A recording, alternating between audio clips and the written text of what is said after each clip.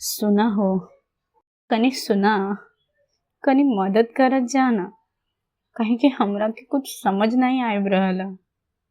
सुन ला, शायद आपको यह समझा भी होगा, शायद नहीं।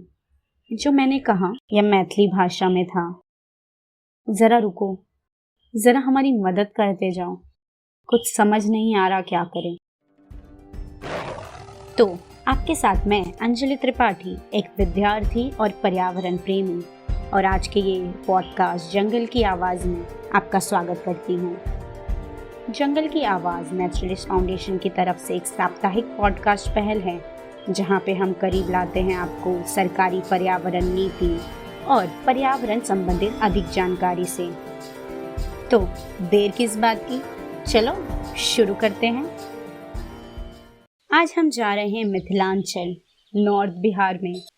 नॉर्थ बिहार में कई दशक से तालाब एंक्रोचमेंट की परेशानी चल रही है। अब हमें इसे अपनी आवाज़ देनी है और गवर्नमेंट को इस पे सख्त एक्शन लेने पर मजबूर करना होगा। यहाँ ज़मीन से ज़्यादा पानी है। सालों से एक ऐसी परिस्थिति में है जहाँ पर तालाब गायब होते जा रहे हैं। विचित्र नहीं लग रहा आपको? मुझे भी लगा था। तो आज हम यही बात करेंगे कि बिहार के तालाब, वेटलैंड्स की परिस्थिति क्या है। नदियाँ जो हिमालय को चीरती हुई अनगिनत वेटलैंड्स, तालाब बनाते हुए निकलती है, वह पृथ्वी की प्रोडक्टिव इकोसिस्टम का हिस्सा है। यह इकोसिस्टम फ्लोरा और फौना यानी झाड़, जानवर दोनों ही समृद्ध है। यहाँ पर मखाना, जिसे फॉक्सनट फ्रूट कहा जाता है, और कम प्रचलित सिंघाड़ा, जिसे हम उपवास में खाते हैं, यह यहीं उगता है। और फिशिंग भी एक इम्पॉर्टेंट सोर्स ऑफ इनकम है। पर बीते कई दशक से यह जो वाटर बॉडी है यानी तालाब, या तो सूख रहे हैं या एग्रीकल्चर के लिए विवश हो रहे हैं, या कहीं और ही गायब हो जा रहे हैं। और इनकी वजह से कई हजार लोगों की ज़िंदगी जो इन पर निर्भर थी, वह भी खतरे में आ चुकी है। और जो पॉलिसी मेकर भैया हैं, वो तो ये रियलाइज़ ही नहीं कर पा रहे हैं कि जो बिहार है, यहाँ पर वाटर से पैसा आ रहा है, यानी वाटर इकोनॉमी है, ना कि लैंड इकोनॉमी। यहाँ के लोग फिशिंग करते हैं, और जो लोग नदी पार करने की कोशिश करते हैं उन्हें मदद भी करते हैं, या फिर अपनी पंछी पकड़ने की कला प्रदर्शित करते थे। उन्हें कई बार दूर दूर जगहों में इनविटेशन आता था, जैसे कि चिलिका, जो कि उड़ीसा में है, कालादेव नेशनल पार्क राजस्थान में, जहाँ पर बर्ड को पकड़ते थे पर साइंटिफिक काम के लिए। पर अब उनका जो ये स्किल है, वह उन्हें कठिनाई, जहाँ उन्हें काम नहीं मिलता था, वो भी मदद नहीं कर पा रहा। नदियाँ सूखती जा रही है, तालाब गायब होते जा रहे हैं, और उसी के कारण जो फिश स्टॉक है वह भी गिरते जा रहा है। अगर पानी ही नहीं है तो मछली आएंगे कहाँ? और इसी के कारण जो ज़्यादातर लोग यहाँ काम करते थे, वे कहीं दूर दूर काम ढूंढने के लिए दूसरे शहर में जाने लगे हैं, जैसे कि दिल्ली, मुंबई, पंजाब, जहाँ उन्हें जो भी काम मिलेगा वो खुशी खुशी करेंगे, क्योंकि उनके खुद के शहर में, उनके खुद के राज्य में उन्हें काम करने नहीं मिल रहा।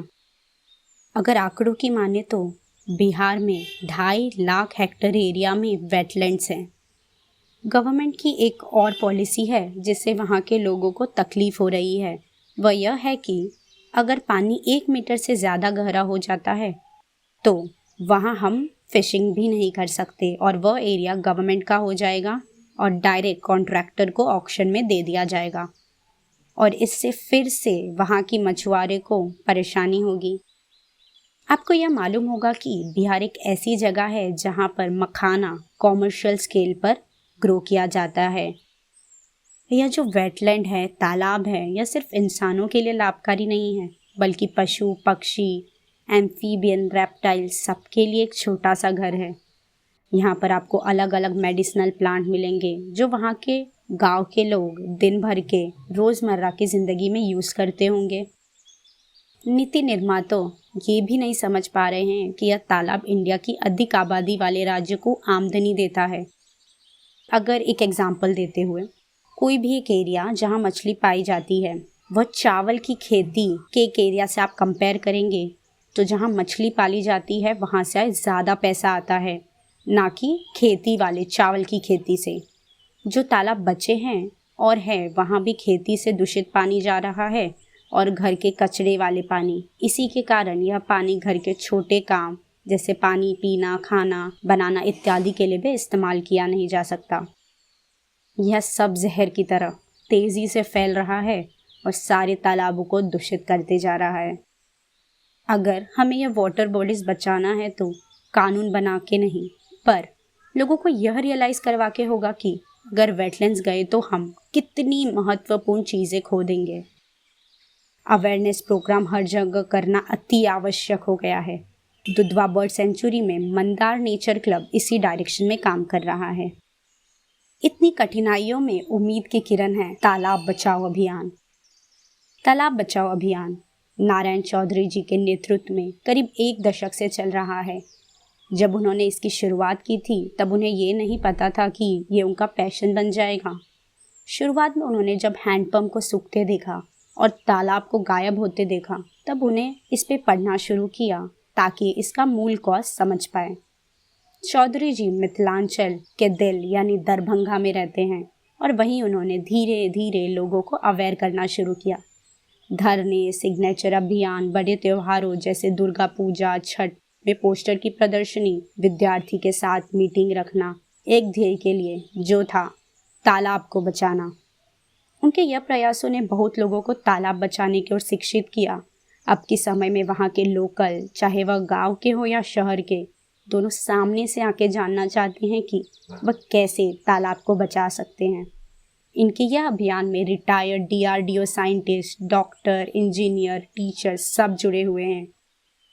पिछले 2 दशक में इल्लीगल कब्जा करने वालों ने तालाबों को गंदगी, मिट्टी और अलग सामानों से भर दिया है, जिस वजह से तालाब मर रहे हैं।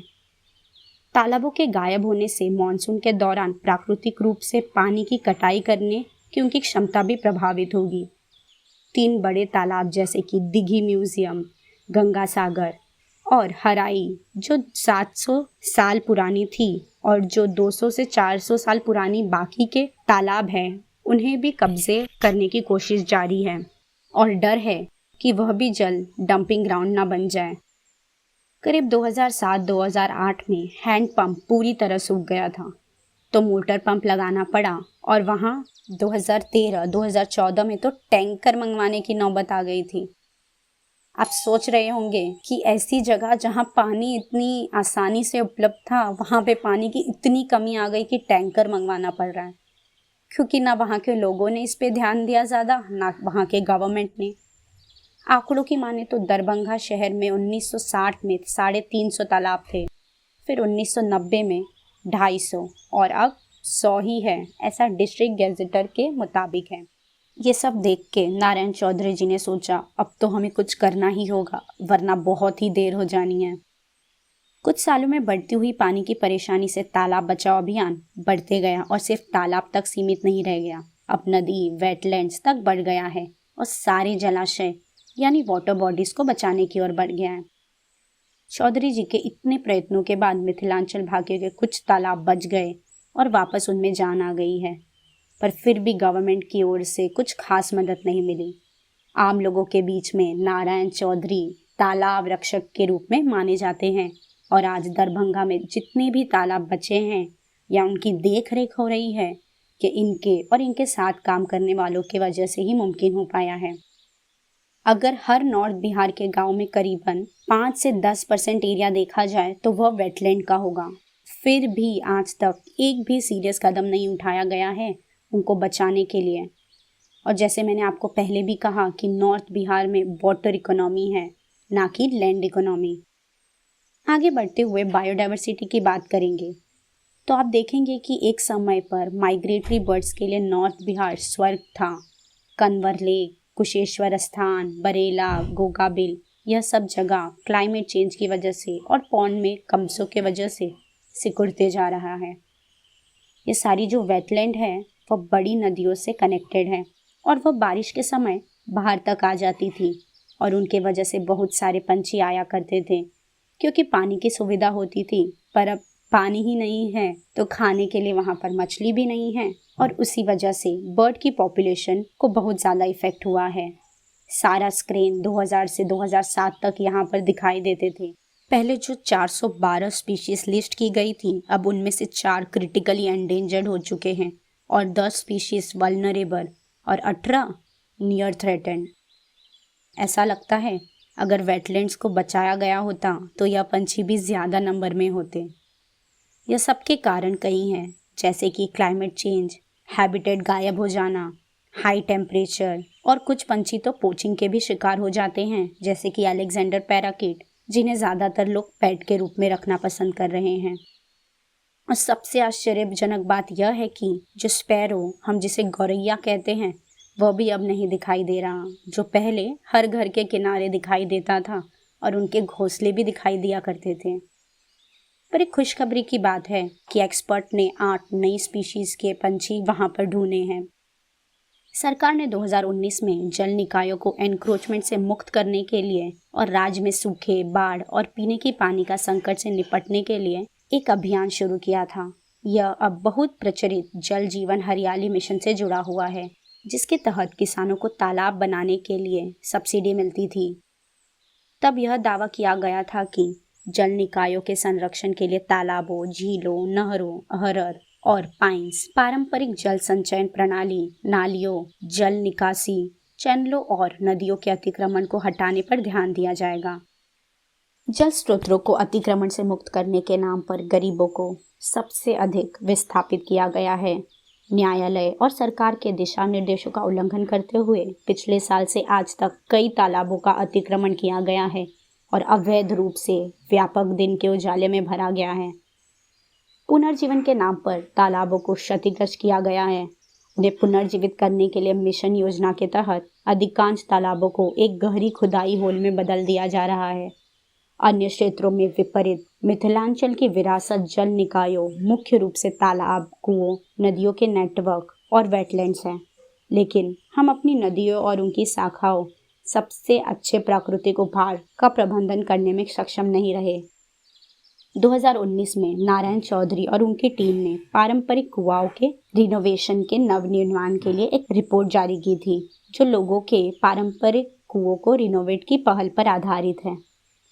बिहार में इतनी प्रयत्नों के बाद अप्रैल 2020 में ही बिहार गवर्नमेंट ने जियो मैपिंग की शुरुआत की है, जिसे जल करो कहा जा रहा है। इनमें जो वाटर बॉडीज गायब हो गई हैं और जिनकी गायब होने की रिपोर्ट की गई है, यह सबको ढूंढा जा रहा है।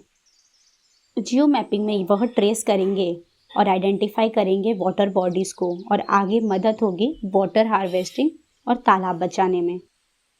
Bihar remote sensing application centre BIRSAC को जियो मैपिंग का काम दिया गया है। यह काम पहले से ही चालू था, लेकिन वर्किंग में फ़िलहाल में लाया गया है। जियो मैपिंग हर साल बारिश के पहले और बारिश के बाद किया जाएगा, और जो इतने सालों में वाटर बॉडीज़ गायब हुई है उन्हें भी ढूंढा जा रहा है। इससे यह पता चलेगा कि एग्जैक्टली कितनी वाटर बॉडीज़ या तालाब, वेटलैंड बिहार स्टेट में पाए जाते थे। यह मैपिंग इस साल के बारिश से चालू हो गया है, पर इसके नतीजे अभी तक पब्लिकली अवेलेबल नहीं हैं। उम्मीद है कि इसके रिजल्ट आने के बाद जब गवर्नमेंट को पता चलेगा कि इतने तालाब को अवैध तरीके से कब्जे किए गए हैं, तो इस बार सच में स्ट्रिक्ट एक्शन लिया जाएगा। बस अब आपसे मैं अलविदा लेती हूँ। शुक्रिया हमारा यह पॉडकास्ट सुनने के लिए। अगर आपको यह पॉडकास्ट पसंद आया हो तो लाइक, शेयर और सब्सक्राइब करना ना भूलें, और हमें आप पैट्रियन से भी मदद कर सकते हैं। धन्यवाद।